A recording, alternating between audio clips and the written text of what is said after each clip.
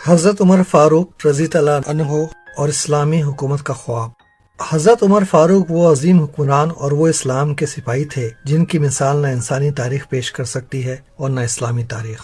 حضرت عمر فاروق کے دور میں مسلمان دنیا کی سب سے بڑی طاقت بن چکے تھے، مگر آپ کا گھر وہی مٹی کا بنا ہوا تھا اور آپ کے کپڑے پیون لگے ہوئے اور کھانا پینا وہی سادی روٹی، کھجوریں اور پانی تھا جو مسلمانوں کی غریبی کے زمانے میں ہوا کرتا تھا۔ آپ نے اقربا پروری کے بجائے گورنر اور دوسرے عہدے داروں کو ان کی قابلیت کی بنا پر مقرر کیا اور اپنے جرنیلوں کو متنبہ کیا کہ وہ دوسری قوموں کی عیش و عشرت کی زندگی کو نہ اپنائیں۔ حضرت عمر فاروق اسلامی قوانین کے ماہر تھے اور آپ ہی نے اسلامی قوانین کو مرتب کرنے کا عمل شروع کیا۔ آپ کے زمانے میں کئی مثالیں ایسی ملتی ہیں جب آپ نے قرآن اور حدیث کے احکامات پر عمل کیا یا ان پر عمل سے روکا، سوسائٹی کی بہتری یا ضرورت کے مطابق۔ مثال کے طور پہ آپ نے قحط سے متاثر لوگوں کو اس سال اور اگلے سال زکوٰۃ دینے سے مستثنیٰ قرار دیا اور چوروں کے ہاتھ کاٹنے سے انکار کر دیا، یہ کہتے ہوئے کہ میں ایک حکمران کے طور پر ان لوگوں کو اچھی ملازمت فراہم کرنے میں ناکام ہو گیا ہوں۔ امریکہ کے اسمتھ کالج کے اسلامی تاریخ کے پروفیسر ڈاکٹر سلیمان مراد کہتے ہیں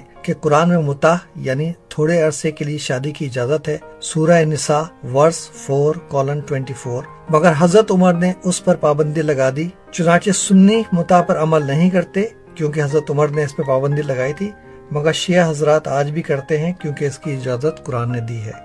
حضرت عمر فاروق نے اپنے پورے دور حکومت میں اس بات کا خیال رکھا کوئی شخص ان کی سلطنت میں بھوکا نہ سوئے، اور فرمایا کہ اگر دریائے فرات کے کنارے کتا بھی بھوکا مرے گا تو عمر اس کا ذمہ دار ہوگا۔ دی انسائکلوپیڈیا آف بریٹینیکا نے حضرت عمر فاروق کے بارے میں یہ لکھا ہے: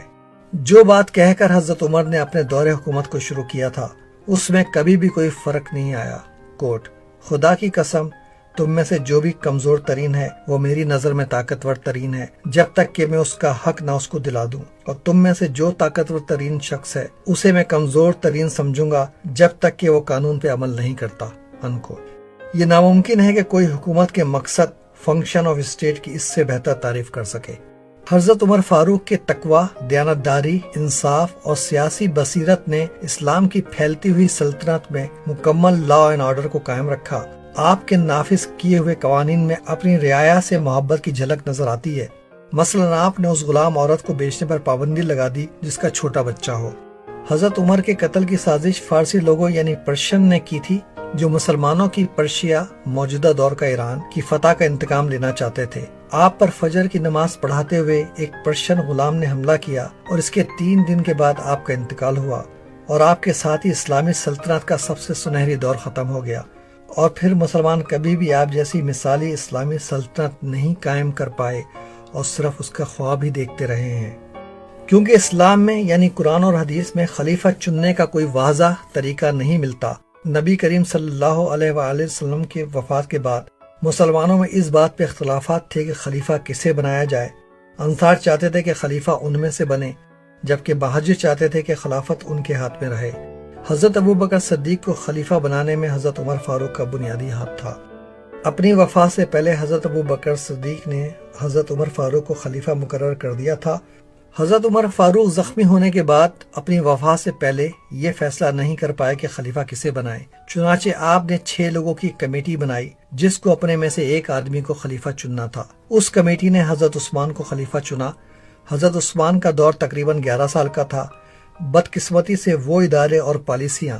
جن کی بنیاد حضرت عمر فاروق یا نبی کریم صلی اللہ علیہ وآلہ وسلم یا حضرت ابوبکر صدیق نے رکھی تھی، حضرت عثمان غنی کے دور میں مضبوط ہونے کے بجائے کمزور ہوتے گئے، اور عرب قبیلوں کی روایتی حسد اور عداوتوں نے پھر مضبوط ہونا شروع کر دیا، جنہیں اسلام نے کمزور کر کے عرب کے قبیلوں کو ایک قوم میں تبدیل کر دیا تھا۔ حضرت عثمان غنی کے آخری دور میں مسلمانوں کے کچھ گروہ آپ کے خلاف ہو گئے۔ ان کے خیال میں آپ ایک صحیح مسلمان نہیں تھے اور حکومت قرآن اور حدیث کے مطابق نہیں کر رہے تھے۔ یہ گروہ نیا خلیفہ اپنی مرضی سے بنانا چاہتے تھے، چنانچہ ان باغیوں نے آپ کے گھر کو کچھ دنوں تک گھیرے میں رکھا اور آخرکار آپ کو شہید کر دیا۔ جن باغیوں نے حضرت عثمان کو شہید کیا تھا وہ حضرت علی، حضرت طلحہ یا حضرت زبیر میں سے کسی ایک کو خلیفہ بنانا چاہتے تھے۔ آخرکار حضرت علی نے اکثریت کی حمایت سے خلافت کی باغ دوڑ سنبھالی۔ حضرت علی کرم اللہ وجہ کا 5 سال کا دور مسلمانوں کے لیے بہت انتشار کا دور تھا۔ حضرت امیر معاویہ نے جو کہ حضرت عثمان کے قبیلے سے اور ان کے کزن تھے، اور کچھ دوسرے صحابہ اور قبیلوں نے حضرت علی کی خلافت کو تسلیم نہیں کیا، اور ان 5 سالوں میں مسلمانوں کے درمیان آپس کی جنگوں میں 80,000 سے زیادہ مسلمان قتل ہوئے۔ حضرت عثمان اور حضرت علی کے دور میں مسلمانوں میں گروہ پیدا ہو گیا تھا جو بعد میں خارجی کہلائے۔ اس گروہ کے حساب سے حضرت علی بھی صحیح مسلمان نہیں تھے۔ آخرکار ایک خارجی نے حضرت علی کو فجر کی نماز پڑھتے ہوئے شدید زخمی کیا اور آپ کا انتقال کچھ دن کے بعد ہوا۔ یوں تو حضرت علی کے بعد ان کے بیٹے حضرت امام حسن خلیفہ بنے، مگر حضرت علی کے دور ہی سے اسلامی سلطنت 2 حصوں میں بٹ چکی تھی اور دوسرے حصے پہ حضرت امیر معاویہ کی حکومت تھی۔ امیر معاویہ نے اپنے بیٹے یزید کو خلیفہ مقرر کیا، جس نے حضرت امام حسین اور ان کے خاندان کے تقریباً تمام لوگوں کو، جنہیں اہل بیت کہتے ہیں، کربلا میں شہید کر کے اسلامی سلطنت میں اپنی خلافت قائم رکھی۔ بنو امیہ خاندان کی حکومت کا خاتمہ تقریباً 90 برس کے بعد 750 عیسوی میں ہوا، جب عباسی خاندان نے انہیں مارکہ زاب میں شکست دی۔ بنو امیہ کے ایک ایک فرد کو ڈھونڈ ڈھونڈ کے قتل کیا گیا، اور صرف ایک فرد عبد الرحمن ون کے بچنے کا ذکر ملتا ہے، جنہوں نے اپنی الگ حکومت آئیبیریا میں قائم کی۔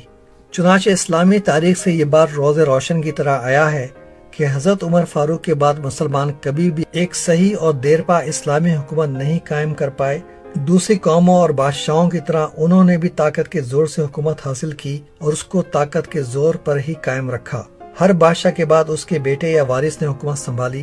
چاہے وہ اس کا اہل تھا یا نہیں، یا اچھا مسلمان تھا یا نہیں۔ ایک ایکسیپشن حضرت عمر بن عبدالعزیز کا تقریباً 2.5 سال کا دور ہے، 717 to 720، جس کو مثالی اسلامی دور کہا جا سکتا ہے۔ ان کو بھی خود ان کے خاندان والوں نے زہر دے کے مار دیا تھا، اور ان کے زمانے میں بھی خارجی ایک بہت بڑا مسئلہ تھے۔ مسلمانوں میں بہت سے ایسے حکمران، مثال کے طور پہ ہارون رشید اور اسکالرز گزرے ہیں، جنہوں نے دنیا کو عظیم علمی، سائنسی اور تہذیبی ورثہ دیا، مگر اس کو خالص اسلامی کہنا تاریخ کو مسخ کرنے کے مترادف ہوگا۔ جو مسلمان، خاص کر پاکستانی، خلافت کا نظام اور اسلامی حکومت قائم کرنا چاہتے ہیں، یا تو وہ خود دوسروں پر حکومت کرنے کے جنون میں مبتلا ہیں، یا اپنے عقیدے کے تکبر سے اندھے ہیں، یا پھر تاریخ سے بالکل لا علم وہ لوگ ہیں جو اندھوں کی طرح دوسروں کی پوجا کر کے ان کے لیے کام کے احمق یعنی یوزفل ایڈیٹس بن کر ان کے مقاصد کو اپنا خون دے کر پورا کرتے ہیں۔ چاہے وہ عیسائی مذہب ہو یا اسلام، ہر مذہب میں ہر دور میں ایسے جنونی ہوتے ہیں جو ان لوگوں کو قتل کرنا یا ان کو سزا دینا اپنا فرض سمجھتے ہیں جن کے عقائد ان سے مختلف ہوں۔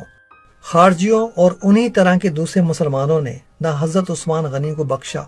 نہ حضرت علی کو، اور نہ حضرت امام حسن، حضرت امام حسین اور اہل بیت کو۔ چنانچہ کسی بھی مذہب کو خود اس کی جنونیوں سے بچانا ہو،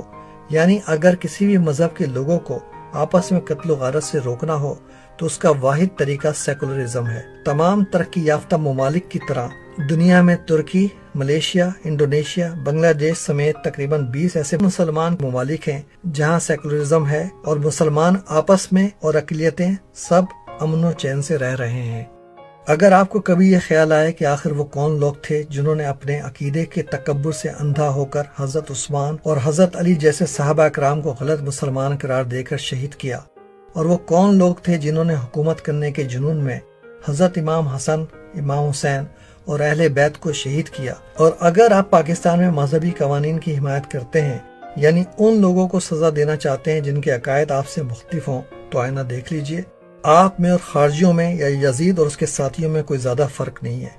مگر جب یورپ کو یہ سمجھنے میں کئی صدیاں لگی ہیں تو پاکستانی مسلمانوں کو یہ بات کیسے آسانی سے سمجھ آ سکتی ہے؟ جب کوئی اس ذہنی بیماری میں مبتلا ہو جسے خارجی یا یزیدی کہتے ہیں، تو وہ یہ دیکھ ہی نہیں سکتا کہ وہ جو کچھ کر رہا ہے وہ غلط ہے۔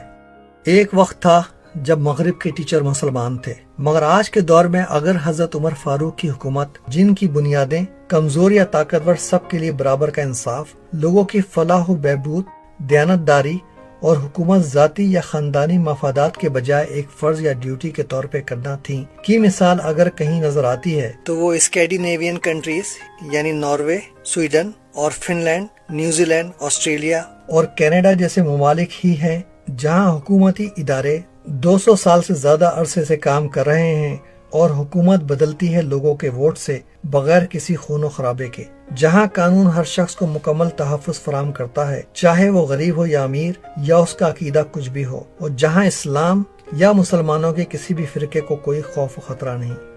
حضرت عمر فاروق نے اپنے انتقال سے پہلے فرمایا تھا کہ ان لوگوں سے سیکھو جو تمہارے درمیان عقل مند ہے، اقربا پروری سے باز رہنا، لوگوں کی فلاح و بہبود کا خیال رکھنا، لوگوں کے معاملات میں خدا کا خوف کرنا اور ایک مثالی مسلمان کی طرح اور سادہ زندگی گزارنا۔ مسلمانوں کو 10 سال بھی نہیں لگے آپ کی نصیحت کو فراموش کر کے دوسروں پر حکومت کرنے کے جنون یا اپنے عقیدے کے تکبر میں اندھا ہو کر قتل و غارت شروع کرنے میں، اور وہی عمل خارجیوں اور یزیدیوں کے ہاتھوں آج بھی پاکستان میں پورے زور و شور سے جاری ہے۔ کس دکھ کے ساتھ کہنا پڑتا ہے کہ اللہ اسلام کو اور مسلمانوں کو مسلمانوں سے بچائے۔ آپ کا شکریہ سننے اور اس پیغام کو شیئر کرنے کا۔